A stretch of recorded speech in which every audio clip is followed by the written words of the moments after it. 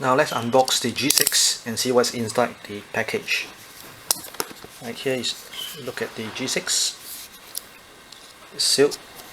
Okay, here is the package itself.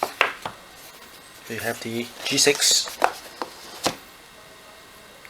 Right, quite a slim phone, I would say.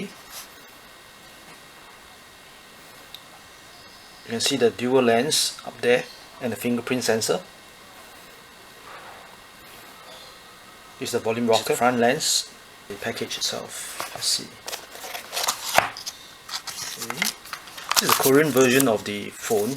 We should be getting our local version very soon. So it comes with the charger, USB cable, earpiece. We have the, similar to the iPhone, I think you're supposed to need this to actually open up the SIM slot.